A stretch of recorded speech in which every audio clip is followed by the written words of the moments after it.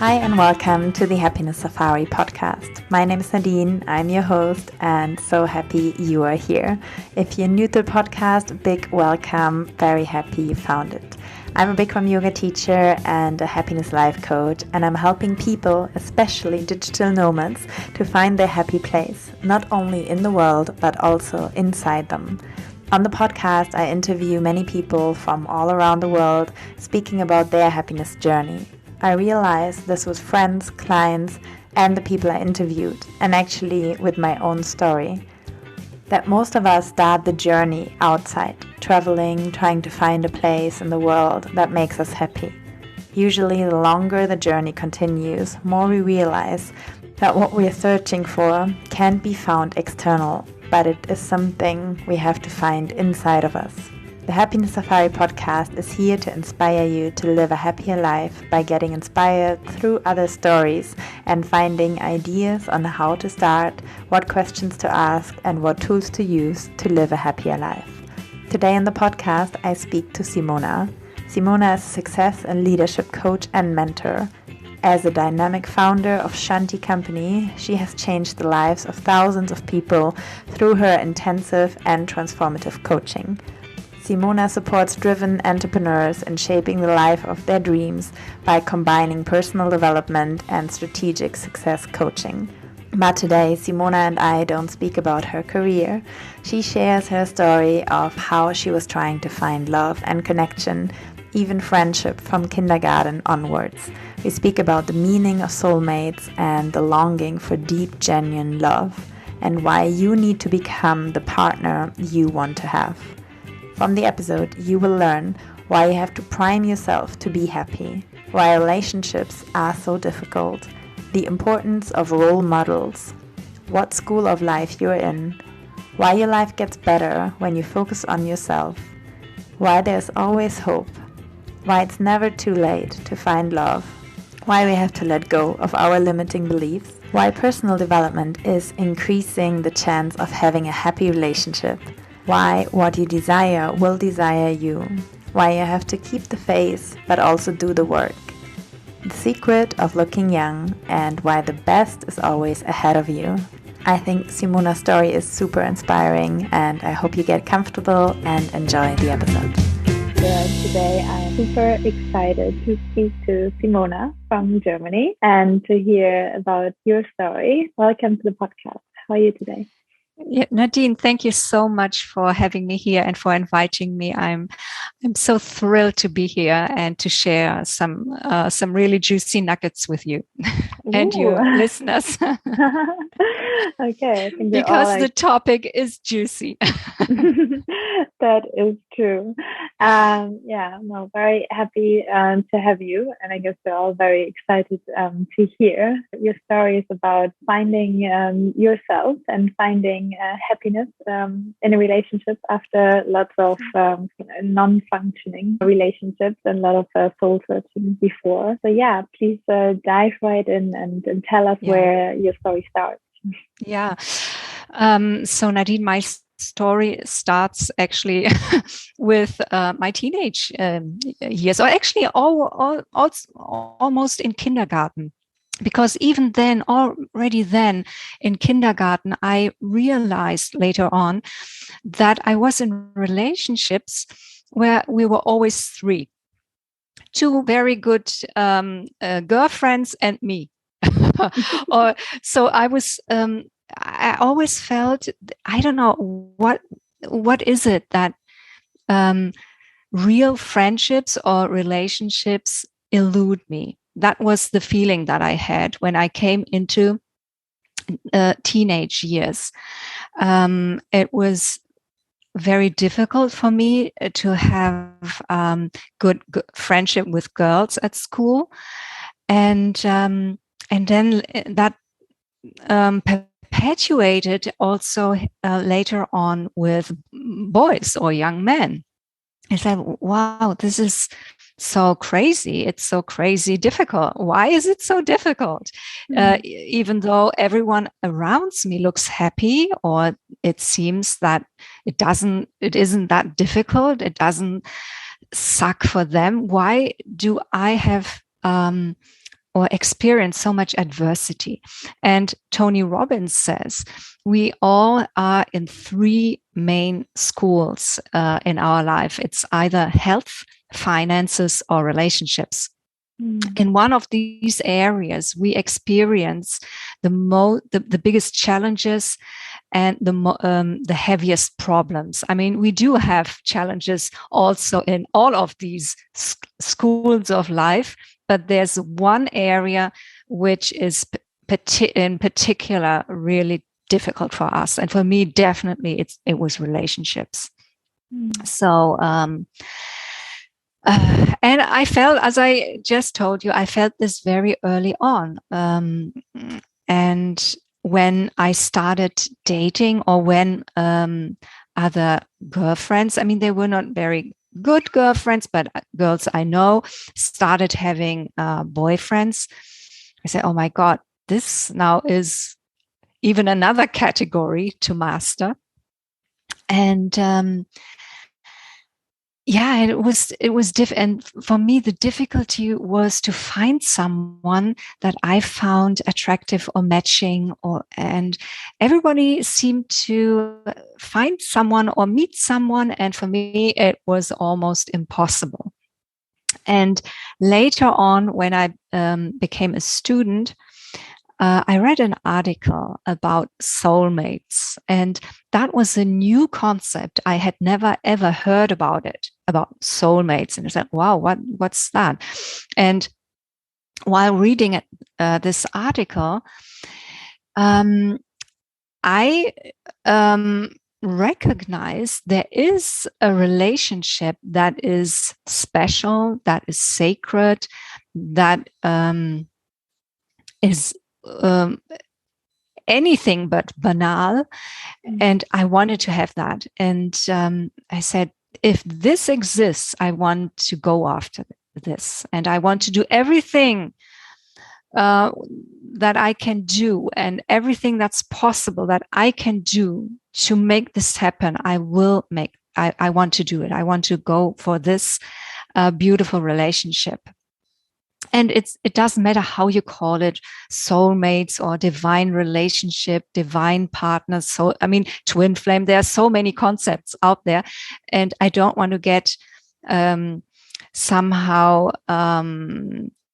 into a discussion about the right terms or the right wording, because people get confused about it. But this article stirred in me a longing for deep and real love, deep, true love.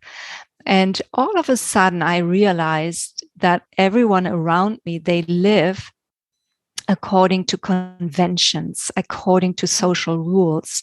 And I said, and even though they all seem okay, it's not what I want. And it's not what I'm after. And I realized that actually there's no role model for me out there in the village where I was brought up, or in my family. I didn't see it. I didn't see that it was modeled to me. And I said, okay, but I read this article, it must exist. I somehow felt it must exist. I'm go after it. Even though I don't see it, I believe it exists, and I will do whatever it takes to make it happen. So I started then out into, ventured out into the world as a student. I had a scholarship for Paris. So I continued my studies in Paris. And I met wonderful, attractive, beautiful young men. And nevertheless, the relationships were difficult. They didn't last, or they didn't last long, or they didn't work out. We met once or twice, and then it didn't work. All these things that people experience when they date. And whenever I was in a relationship, or a beginning relationship, which didn't turn out to work, I asked myself, what was it? What was the thing that didn't work? What was the thing that didn't make a good match? And I try to understand the dynamics of relationships and the dynamics of personalities. Not everyone is a good match for a particular person. So I dived into this topic and I studied relationships. I studied romantic relationships. And I learned about it. I learned about it in real life, but also theoretical through books and seminars later on. And it was a topic that I cannot say I'm obsessed with, but I know since I'm in the school of relationships, that I have to learn a lot. And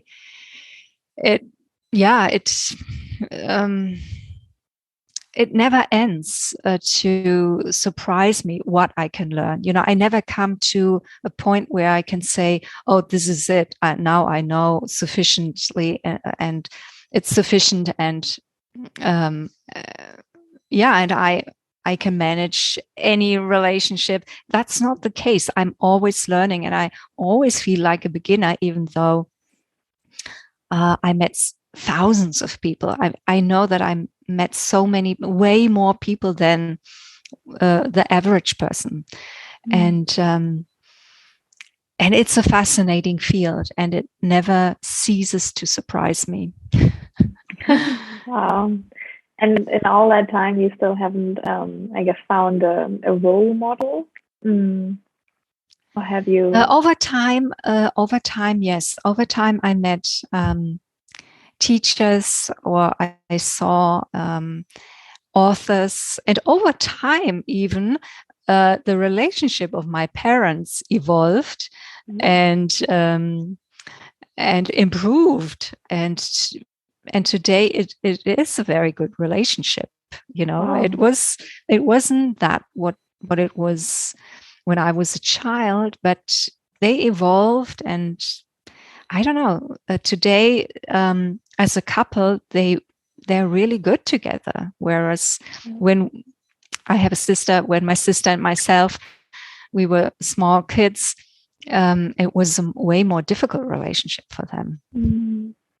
Did you ever ask them why or what changed, or are they aware? Or I think they are aware, and I think it has to do. My parents, they are older now. It has to do because some of their friends had died already, or some of my father's friends are not in such a good shape. So now these two, they are vital, they are healthy, they are vibrant, and they can do a lot together. So they experience life together. They go on a vacation, they do stuff together, and that brought them together. Wow, interesting. But then you've done a lot of searching, so you've been trying to find basically like your happiness and your fulfillment through finding a partner, I guess. Yes. Finding your soulmate. Yes. But you had the face, Yeah, and there was a point after several relationships that I tried that didn't work out, that I was so frustrated, and I said, it brings me so much heartache to just try, and it doesn't work. I will not go into a relationship now until I've really reached a level where I know I can be really happy, and where I can say, okay, I am now the person that I need to be a great partner. Yeah, because it's not who should the other person be, but am I the person I would like to date or I would like to be with? That is. And that was the point where I said, okay, and now I will work on myself, because if I don't work on myself, I will never be in the relationship that I'm dreaming of. May I ask, what was your longest relationship before that point? Oh, it was around a year and a half. So not long, but it turned out, and it was a pity and also a good point, because why trailing with bad relationships for years? So it always turned out that it came actually to a close quite quickly, because it was so certain this won't work. Okay. And how old were you when you made that decision, not entering another relationship and working on yourself? I think I was 32 or 33, something like that. Okay. And what happened then? Yeah, and so then I dived into personal development, and worked a lot on myself, but with the focus also on relationships. Who was I in relationships? I had to discover what was occurring in the past, or where do my relationship patterns come from? From my father's family, my mother's family. I had to uncover a lot. And then also, of course, there's a whole body of work and body of knowledge about, let's say, modern day relationships to learn. I mean, there's something to learn also. I mean, for some people, it's natural. There are people out there. I mean, I met some people, they are not in the school of relationships. For them, relationships are natural. And that what I had somewhat to learn and to research on, for them, it's natural. They know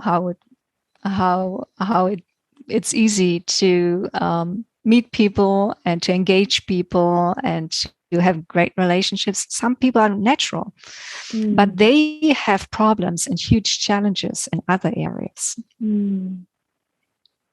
So we all have our challenges. Definitely. And how did you discover personal development? What was your first kind of touch point? Was it a book or a podcast or a friend? Yeah, I actually, when I was 16, I read a book about yoga, and there were also chapters about yoga philosophy and self-realization, and that was my first introduction to a personal development, because yoga philosophy and self-realization in the yogic way is personal development. You have to reflect on yourself. You have to study yourself. You have to know yourself. And so I met or had my first contact with personal development through yoga. Wow. And how long was it until you tried yoga then? Immediately. It was also at age 15, 16, I think. 16. So quite young. Wow. And you're a yoga teacher yourself. So when did you do the teacher training? In 2010. 2010. Okay. Wow. Some time you waited there. Yeah, it wasn't somehow, I never thought about it. It was a different time. Yeah. Wow. And and then what, so I'm curious, what happened to the relationship? So after you started your personal development when you were like 32, 33, what happened next? Over time, my life changed. My life got better. My life quality got better. My relationships at work got better. So things improved. I mean, there was improvement. So that was, there were very good signs. And then when I started dating again, dating had moved into the online space. And before, it wasn't that much online. Before, I remember that when people were searching for partners, they bought an ad in a newspaper or something like that. Wow. Yeah. So that was old school. That was really old school. And when I started dating again and said, okay, now let's see what I have learned and how life will respond to me. It was all online, and all of a sudden there was a different behavior, with the dating platforms, that people could date several people at there's way more people online than just reading some ads somewhere in the newspaper. All of a sudden, there was a new, let's say, code of conduct possible, and the problems changed with relationships because of the online possibilities of dating. Like I know that many women complained, oh, I met a guy, he's great, but I see he's dating, his profile is still in search mode, and he's still dating other women, so all of a sudden there were other problems, and that opened a new world for me, and I delved into that as well, with coaches, with seminars and trainings. How do you date then in today's world with the apps and the platforms, and how do you date? And what did you learn?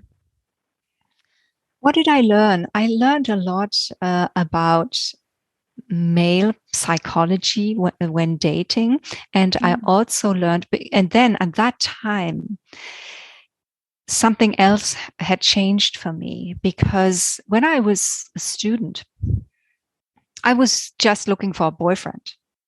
Now, later on in my 30s, or when I started dating again, I was looking for a life partner, which is different. It's different if you're just open, to meet someone nice and fun, or if you want to spend the rest of your life with someone. It's a different approach, and so all of a sudden I realized this is a different search. This is a different type of person I'm looking for, and it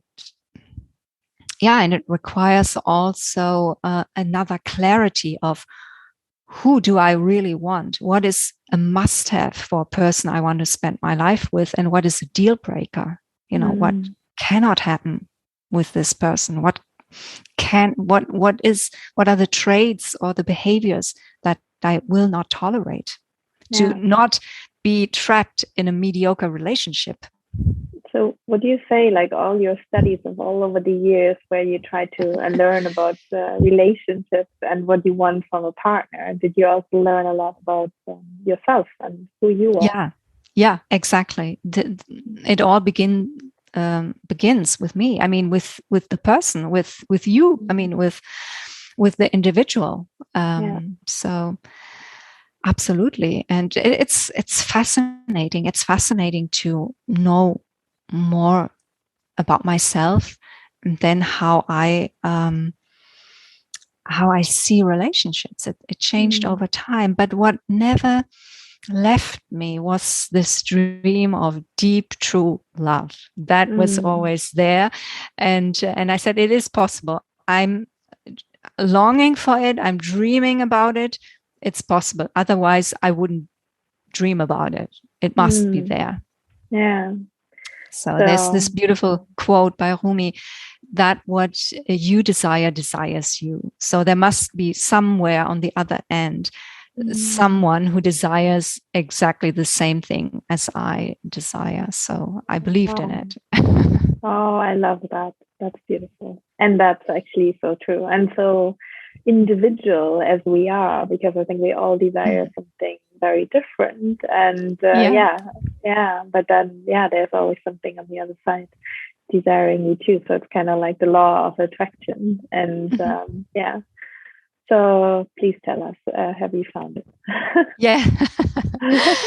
So a lot of dating, a lot of research, a lot of soul searching, a lot of, yeah, a lot of personal development then was needed. But in the end, yes, I found my partner. So it was, there were moments, and I was when I met Martin, I was 44, which is quite, I mean, it's not old, but I mean, it's quite already into my life. 44, it's not, I wasn't that young. So, but it did happen. That's the most important thing. It did happen. And I never lost faith, because I've seen other women finding love late. I've seen a woman marrying for the first time the love of her life at age 66. Wow. So there's always hope, and I never lost it, even though I found it long to wait until 44. But it was also a beautiful journey to learn so much about men and women and love and relationships and dating. It was also a beautiful journey. But love does exist, and it can happen, and it will happen when we work on ourselves. Wow, that's a beautiful story, and I'm very happy you found what you desired. And but I'm very curious, like, because you said it's a beautiful journey. Would you exchange that journey if you could have met him, like, when you were 20? I don't think so, because I've been single and for myself for a long time, and I realized how strong I am and what I can do when I'm all by myself. Very often when you're in a relationship, you share tasks. He's doing more administrative stuff, there's a sort of task sharing. And when I was single, I did everything myself, especially when I was traveling. I know what to do. I know where to go. I also carried my suitcases, my heavy suitcases myself, and there was so much that I experienced and that I know I can do by myself, because I did it before I met him. And many women don't have that when they go into a relationship and they are younger. There is, there's a tendency in men to manage certain things, and women never get to do it because the man does it, and or their husband or partner is doing it. And so I don't know, I've seen it in many women. They doubt their capacities, and I never, that is something that I see as an advantage. I know what I can do anything. Wow. But was there ever a point where you were really, I guess, struggling? Because you said you never lost faith, but were there points in your life where you were really upset and down and you didn't believe it anymore, even for a moment? Yeah, absolutely. I mean, there were, of course, decades that were that I spent living without proof. Without proof, and I had to keep my faith, and I had this faith. But of course, there were moments where I asked myself, will this ever be fruitful? Will this ever come to fruition? Will there ever be a good ending or a good result in the end? Yeah, definitely. But there's one very good saying. You have to be a short-term pessimist in dating. It's very likely that you won't meet the man of your life for today, that the date of today will not be your sweetheart, but you have to be a long-term optimist, a short-term pessimist and long-term optimist, and said, okay, okay. Yes. Wow, that's amazing. That is interesting, because I say that sometimes to my friends who are like younger, still like, oh, I haven't, found the guy, and then I'm sometimes thinking, oh, but also maybe enjoy that time, like being single, being alone, being able to discover yourself, because I find it so interesting, because you never know, because I guess you have to tell us also, but I mean, one day you will meet someone, and then that will be it. And then from that moment, you maybe, hopefully, will never be alone again, and then all this time is over. Like, you had to yourself, and and you never know what day, like what date it is. You never know how long you actually have that. And I feel often we're searching for something we want in the future, but not appreciating what we have in the present moment. Yeah. There is a heartache in being single, definitely. And there is the feeling, will I meet someone? Even though research shows at one point people will meet someone. Research shows that all these people, men and women who were single, at a certain point, they have met someone. Even though it seemed or felt unrealistic for them, they met someone.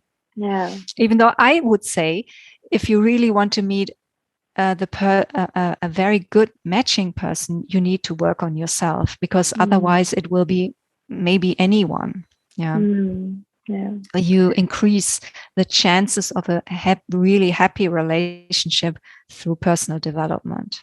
And there are also some people, they will not meet anyone, and I see it. They could have met someone with personal development and self-reflection and working on themselves. I mean, because you would say they attract the wrong kind of person into their life because they are not there yet. I would say that some people are single because they haven't worked on their beliefs, or they haven't worked on their patterns. And that's super important.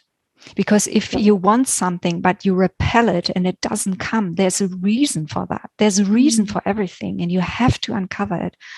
And I was very blessed when I started with this research in my early 30s. I had a lot of women, teachers, coaches, who were in their 40s and had met love in their 40s. And had their first children also, or their babies in their 40s. And there's one book that I recommend highly. It's called Calling in the One. Okay. And it's a research project by a woman, Catherine Woodward Thomas, the author. She was 42, and she had was never married, never engaged, never had a long-term relationship. And she said, in 9 months, I'm married and I'm pregnant, and I'm married to the man of my life. And she worked on herself, and she was married. After 9 months' time, she was married and had her first daughter. Wow. And she had written a book about that, what she did to attract that love, and what she uncovered that kept love away, and what were the obstacles inside her beliefs, and also her behavior. She said, I noticed that when there was a meeting where we could network and meet other people, I always came close to the point when they started. So I never came to relate to people or to network with people. I just came for the event and never mingled with others and talked to others. And that was one point where she said, I never put myself in a room with people. So how can I meet? Yeah. So it was something that she didn't see before. It was only later that she said, "Oh my God!" And it was one point. It's one small point actually in this whole journey. And then there's also the topic of how do I feel in my body? How do I feel about sexuality? I mean, all these topics count when it comes to relationship and romantic relationships. So if you look back, do you know, what would you say was your most limiting belief why you didn't attract the right man? My most limiting, I think it was the deep belief there's no one out there. That there's no one, even though there's 7 billion people on the planet, but somehow believing there's no one. There's no one for me. And how did you change that? Actually, these women to whom I listened and whose seminars I had booked and been on, they had invited Neil Donald Walsh for a conversation. And Neil Donald Walsh, I mean, is a fantastic best-selling author and spiritual teacher. But he is married, or had been married 5 times or 6 times. I mean, so he knows a thing or two about marriages and relationships. And he said in this conversation, it was about love, romantic love. And he said, yeah, sometimes I hear women say there's no one. And he said, I never thought that, because I always think there's always someone. And how he said it, all of a sudden I somehow felt what it was like to be in his world. And that changed something for me. Wow. It's just interesting. I don't know if you ever thought about it, but yeah, I mean, they are limiting beliefs and they are often also subconscious. So that's why I'm also encouraging people to work on that, or find a coach to work on that with you. But what I find a little bit interesting about your story is that you said in your 30s, you had a lot of teachers and coaches who were finding love in their 40s. Do you think that subconsciously you kind of knew, okay, you will find somebody when you're in your 40s, and you kind of attracted that to wait because you thought that was the right time? There is some, I think subconsciously I felt that maybe it will be later in life for me, because when I was 20, I wanted to be free. I wanted to discover the world, and I didn't want to be a mother or being in a household or being tied to children's schedules. You know, that they have to go to school in the morning. I have to wake up and be tied to children's vacations. You know, their vacation plans. So definitely, I knew that I didn't want that. And I knew I wanted to, let's say, study the world and people and see what's out there, to discover countries. I traveled a lot,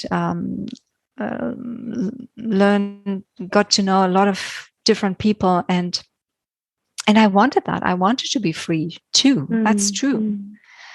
But nevertheless, there comes a point when it can feel lonely.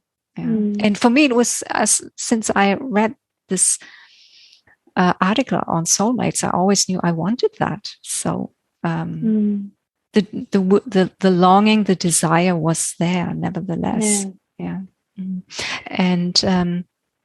And what I've seen too, that somehow maybe conditioned myself, was that in the working world, the corporate world, where I was before I was self-employed, I was also in the corporate world. Women who got their children later handled it better, had a better life quality, because they could have way more flexibility in their work and in their schedules than other women. And often they had already made a career and had a certain position, earned more money, had the money to have a babysitter or nanny, or and life was way easier.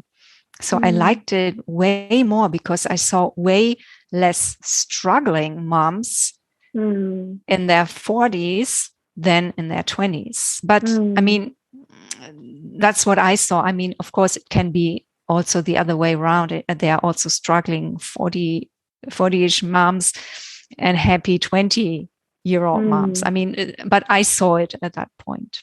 Yeah, interesting.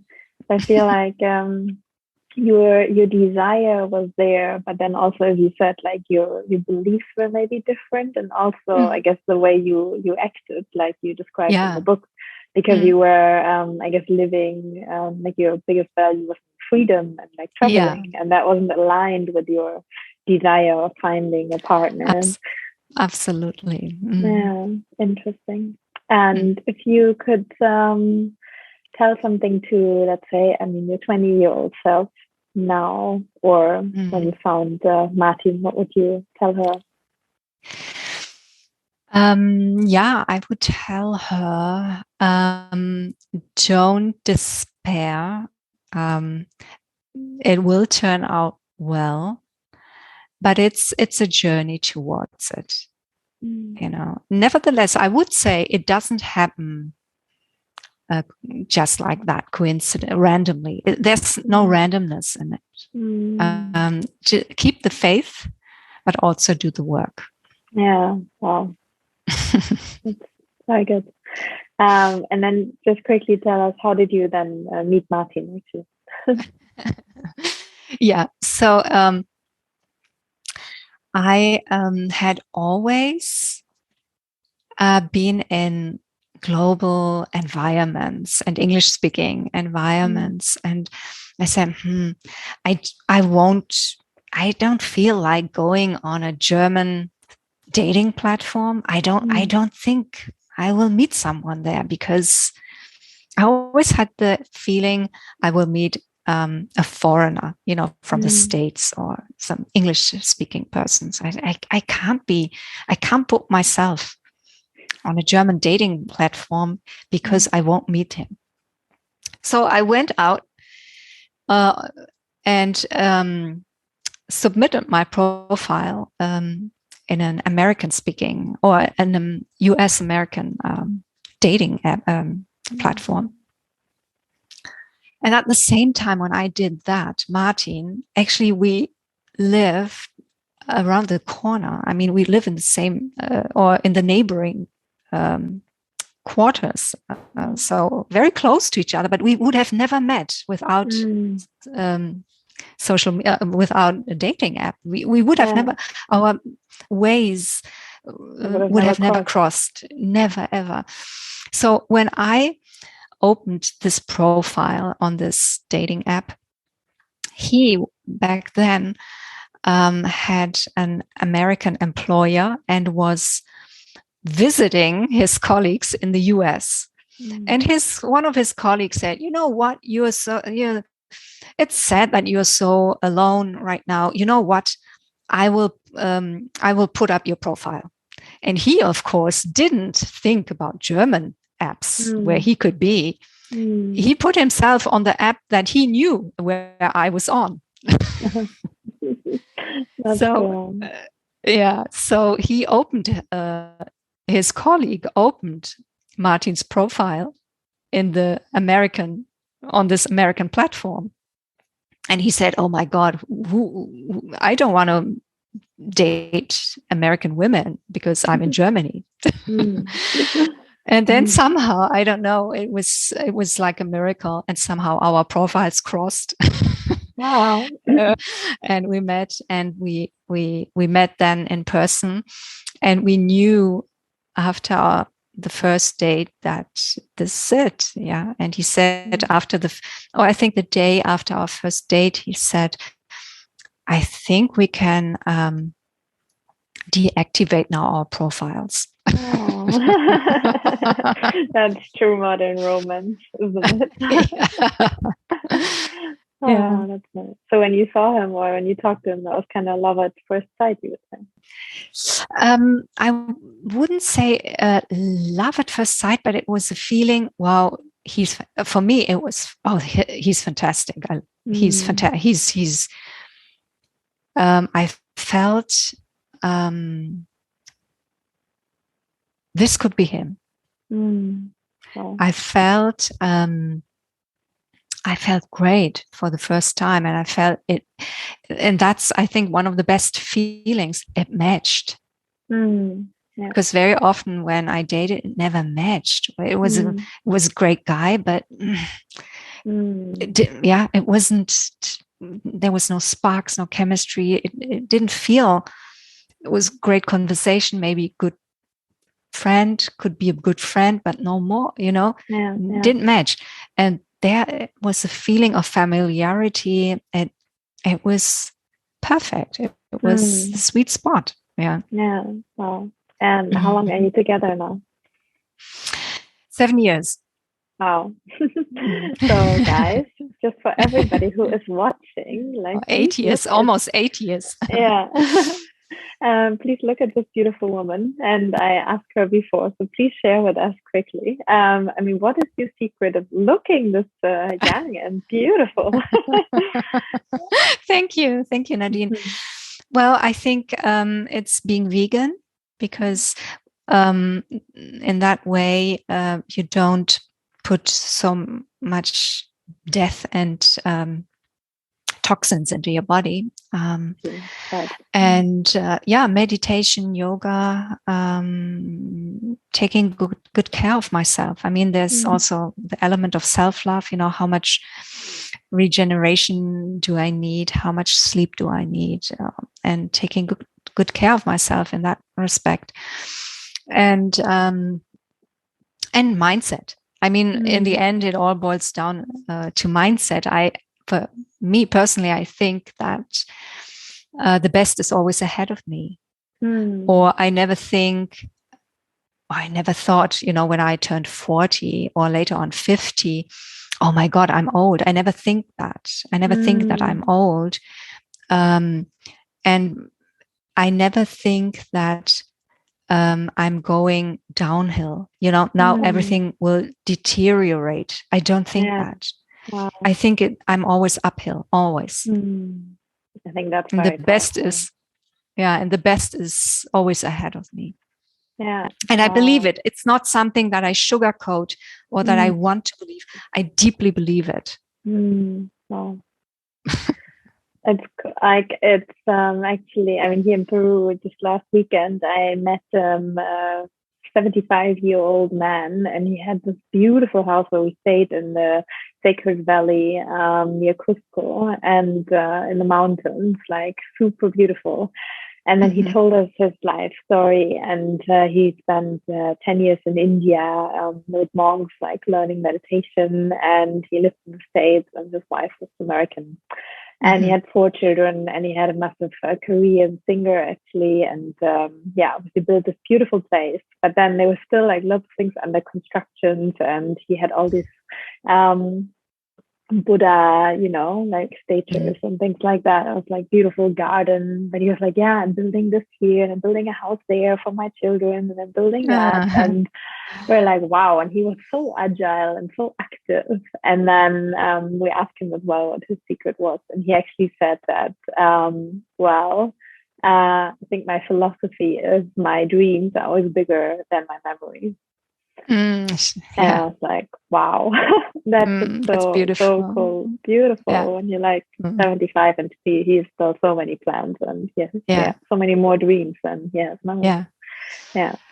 life can offer so much at any age. There's no limit. It's just our thinking that we think at age 60 or 70 I cannot do anything, then retire. It's not true. It's not true. So I want to say thank you so much for your story. And at the end of the podcast, I always ask 3 questions. So if you can answer them in a nutshell. The first one is, what does happiness mean to you? Happiness is being myself, expressing myself authentically, and it's something that is that comes from within. Yeah, that's happiness is being myself in an authentic way and being able to express that. And what do you do to be happy?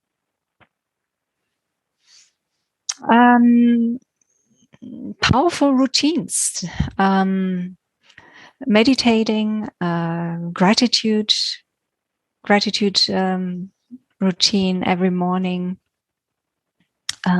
You have to prime yourself for happiness. It doesn't happen. It doesn't fall on you. You have to generate it.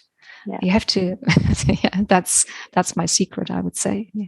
Wow, very powerful and very true, actually, because it can actually influence your happiness in so many ways. And what was the happiest moment in your life?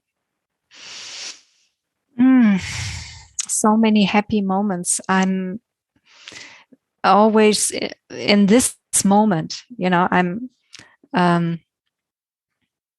don't linger around in the past a lot. I think about the past. What was my happiest? Every moment has the potential to be the happiest moment. But what was a happy moment? I mean, a happy moment was when I met Martin. That moment, that was a happy moment. Or when I got the message that I had this scholarship for Paris. That was a happy moment, changed my life. And when I received my diploma for high school, so Abitur, that was a happy moment because it opened up my life and I could travel and see the world. Nice. So all three moments which led to a kind of brighter, different future. Yeah, for some change. Yeah. Wow. And usually I ask also for book recommendations, but you already mentioned a book, so I will put that in the show notes. And you also mentioned Neil Donald Walsh, so I will also because I think nobody actually mentioned him before, and I also read most of his books, so I will put that in the show notes as well. Thank you so much. I'm very happy you found yourself and you found happiness and you found Martin and the love of your life. Thank you. Thank you. And thank you so much for sharing the inspiring story. Thank you. Thank you, Nadine, for inviting me. Thank you so much. I hope you enjoyed listening to this episode. If so, please leave me a 5-star rating, a review, or subscribe to my channel. I'm so grateful for all the feedback I'm getting from you guys. It makes me so happy. And I read a beautiful quote recently, and it is, "The greatest gift you could ever give to another is your own happiness." So this is why I'm doing this podcast, because I want you to be happy. I want you to find your happiness. I want you to find your happy place. I want you to start this journey of searching for what could make your life even happier, and then giving that to others, because that's the greatest gift we have. For more information about Simona, the podcast, me, the next yoga retreat, how to connect with me or Simona on social media, or how to find out more about one-on-one coaching with us, I will put all the links in the show notes for you.